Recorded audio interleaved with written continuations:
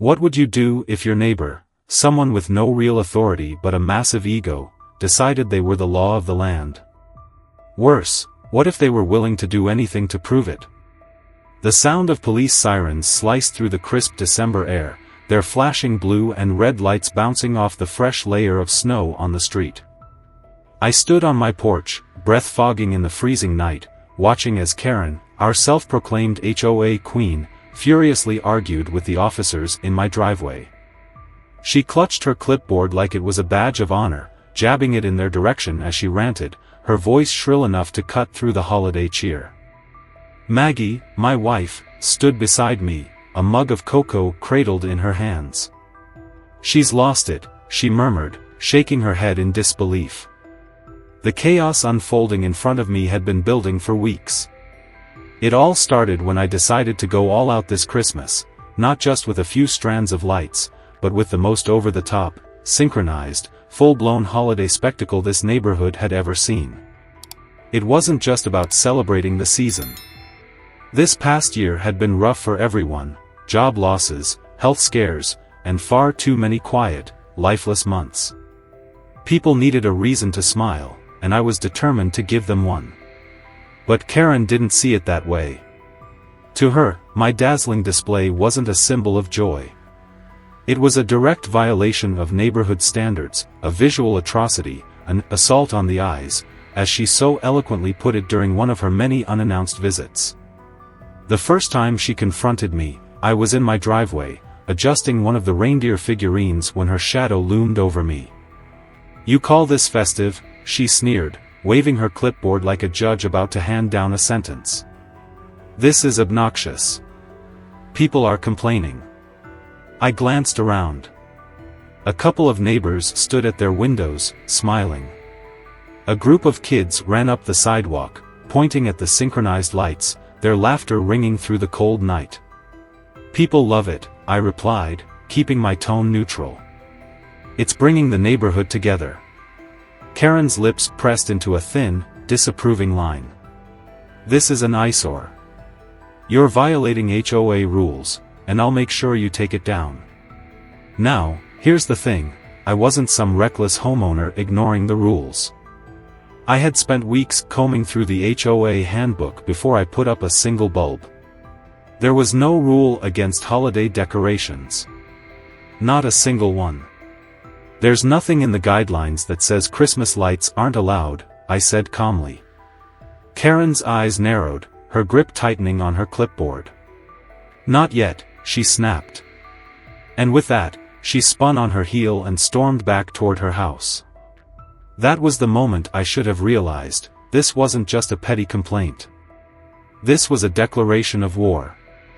That first night, I thought maybe Karen would grumble about the lights, stew in her house for a few days, and then move on. I was wrong. The next morning, I woke up to find an official-looking envelope shoved under my door. HOA letterhead. My name printed in bold. Violation notice. It claimed my display violated newly established HOA guidelines regarding excessive decorations and light pollution. I frowned, flipping through the pages. New guidelines? That was impossible. I had read the HOA handbook front to back before putting up the display, nothing in it prohibited holiday lights. I stormed into the kitchen, where Maggie was pouring coffee. She skimmed the letter, sighed, and slid the mug toward me. "She's making things up again." I nodded, already grabbing my phone. A quick text to a neighbor confirmed my suspicion. The HOA had held a secret emergency vote the night before, and Karen had pushed through a new rule banning unreasonably excessive holiday decorations. No warning. No discussion. Just an iron-fisted decree, retroactively making my display illegal. I wasn't the only one furious. When I stepped outside, Tom, my next-door neighbor, was already waiting on the sidewalk, shaking his head. "This is ridiculous," he said. "She called me last night, trying to get me to vote on it. I told her she was out of her mind." Apparently, he wasn't the only one. Several board members hadn't even been consulted. Karen had twisted enough arms to push it through, then slapped it on my door like she was some kind of sheriff cleaning up a lawless town. I should have known that wasn't the end of it. That afternoon, more letters showed up. Not from the HOA this time, but from concerned residents. Each one was more absurd than the last.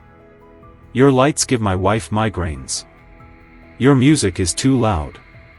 My newborn hasn't slept in days. You're ruining property values with this carnival show. I read them out loud to Maggie, who snorted.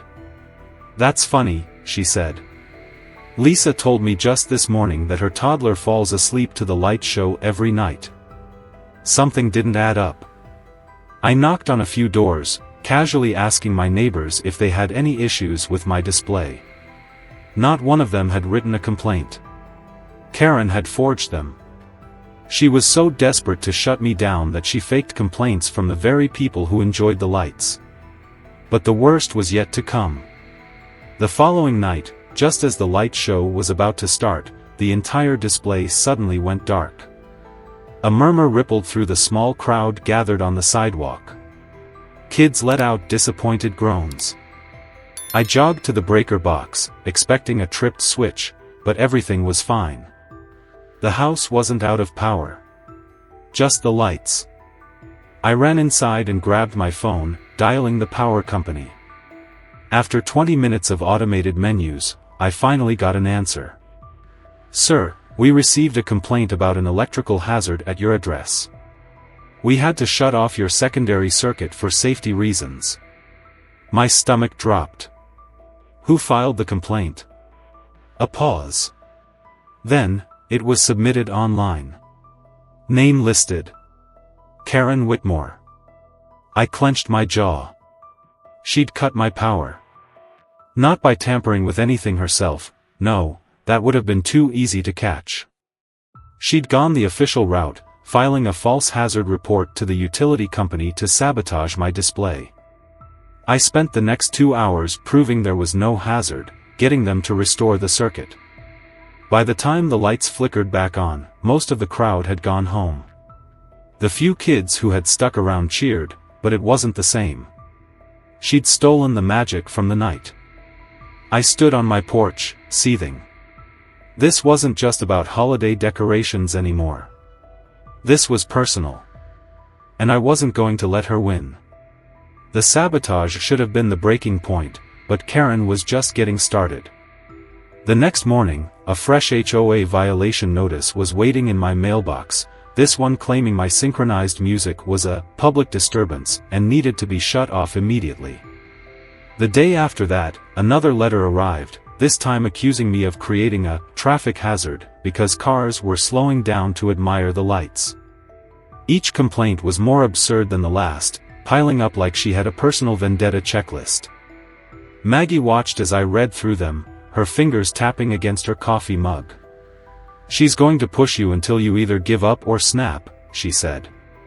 I wasn't planning on doing either. That Friday night, I invited a few neighbors over to enjoy the display together. Tom and Lisa brought their kids, other families joined with cups of cocoa, and before long, we had a small community gathering in my driveway. Laughter echoed through the air, the scent of burning firewood mixing with crisp December cold. The kids danced to the music, their faces lit up by the glow of the synchronized lights. For a moment, it felt like we had won. And then Karen arrived. She came storming up my driveway, her face twisted with rage, wrapped in a thick scarf like a general marching into battle. The second she opened her mouth, the festive atmosphere froze. This is unacceptable, she screeched, her voice cutting through the music. You are turning this neighborhood into a circus. I sighed, already feeling the headache forming. Karen, it's just Christmas lights. Christmas lights don't belong in a respectable neighborhood, she shot back. And neither do you if you keep this up. The crowd muttered in disbelief. Even the kids had gone silent, sensing the tension. Then, before I could react, Karen did the unthinkable. She marched straight over to my inflatable reindeer, yanked a pair of scissors out of her coat pocket, and stabbed it. The sound of air hissing out of the reindeer filled the driveway as the poor thing collapsed in slow motion, its once jolly face sinking into a lifeless heap of vinyl. Gasps rippled through the crowd. A little girl burst into tears. I saw red. "Are you insane?" I shouted, stepping forward. "You just destroyed my property." "It's a violation," she screamed back, holding up her clipboard like it was a shield. "I have every right to enforce the rules. You have no right to destroy my decorations." The tension was suffocating.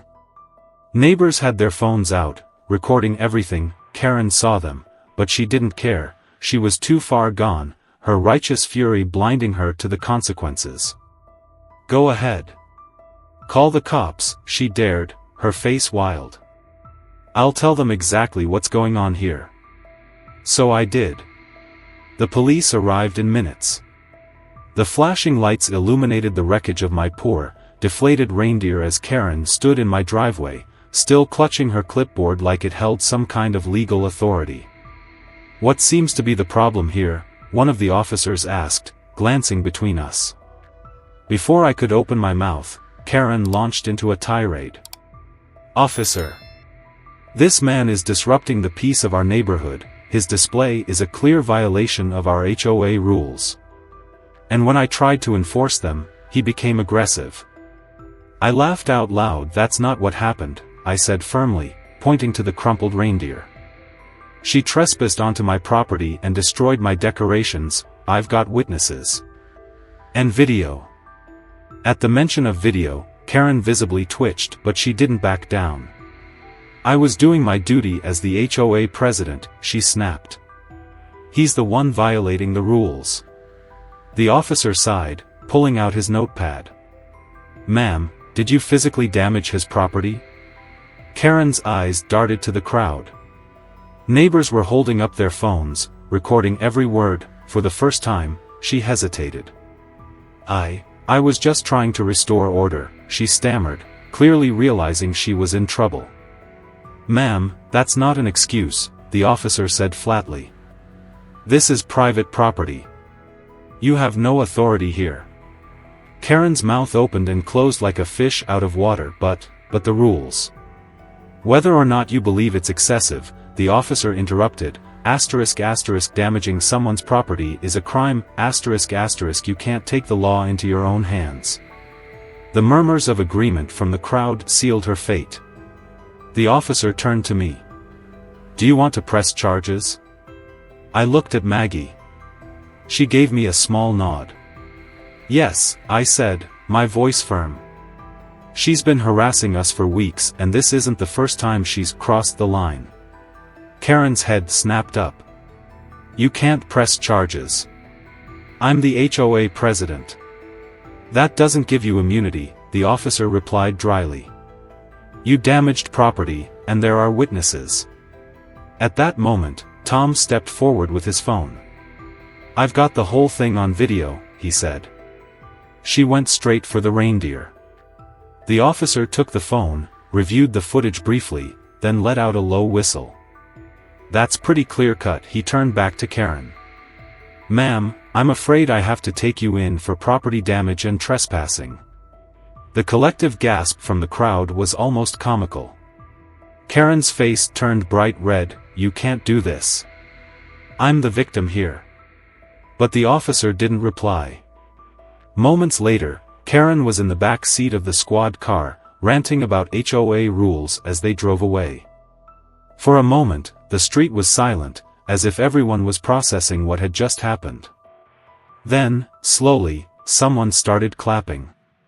It was Tom, then Lisa.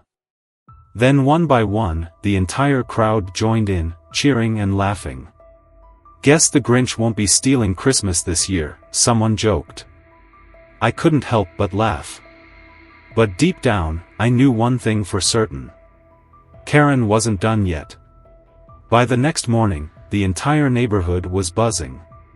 People I barely knew stopped by to congratulate me, some even bringing cookies and cocoa as if I had personally delivered Karen's downfall as an early Christmas gift. It was surreal, but also satisfying.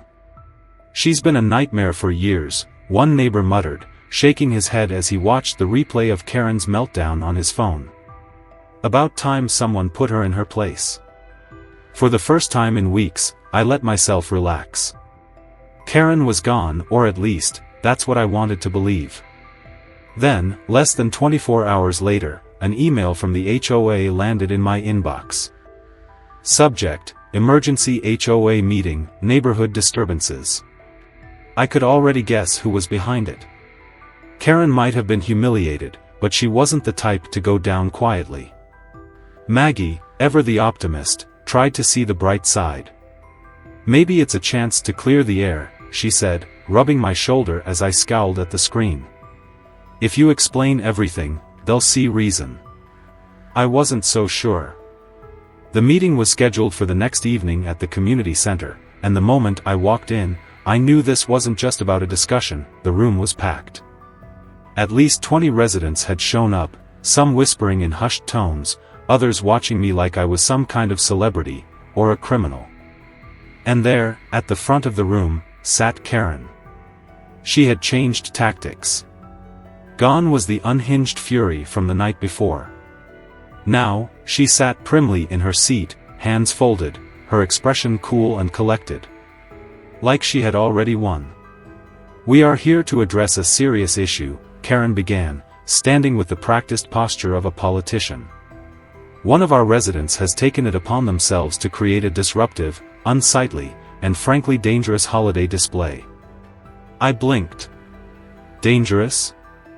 I barely had time to react before she launched into a tirade. "The flashing lights are a distraction to drivers. The music is a noise disturbance. The sheer size of the display is completely out of line with the character of our neighborhood. If we allow this kind of behavior, what's next? A full-blown carnival in someone's front yard?" A few of the older board members murmured in agreement, but I noticed that most of the residents looked skeptical. I decided to push back. "Let's be clear about what's actually happening here," I said, stepping forward. "Karen has made this personal from the start. She trespassed on my property, destroyed my decorations, and got arrested for it. Now she's trying to use the HOA as a weapon to cover her tracks." A few gasps echoed through the room. Karen's smug expression faltered for the first time. "I was enforcing the rules," she snapped, but her voice wasn't quite as confident anymore. "As HOA president, it's my job to maintain community standards." I turned to the board.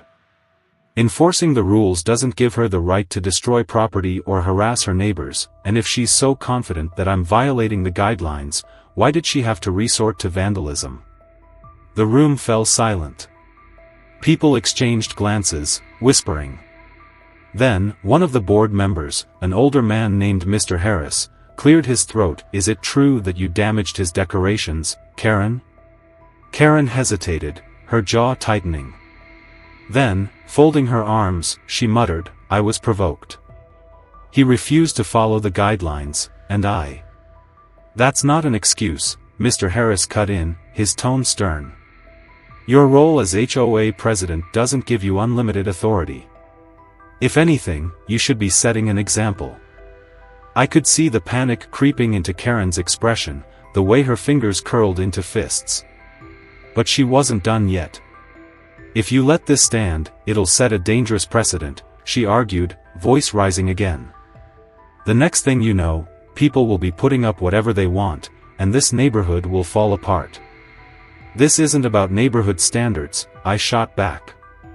"It's about control. This is about bringing joy to the community, standing up to bullying, and making it clear that one person doesn't get to dictate what we all do." A murmur of agreement spread through the room. Then, one by one, residents started speaking up. "I love the display," said a woman in the back. "My kids talk about it every night.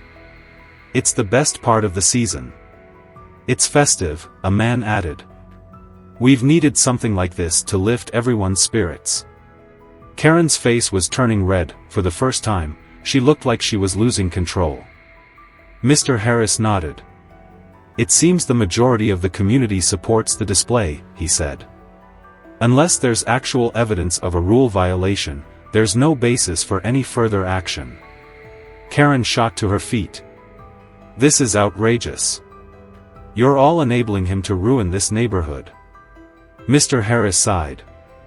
Karen, I think it's time for you to step down as HOA president. The room erupted in murmurs of approval. Karen's face went pale, she opened her mouth to protest, but for once, no one was listening. With one final glare in my direction, she grabbed her clipboard and stormed out of the room, slamming the door behind her so hard that the windows rattled.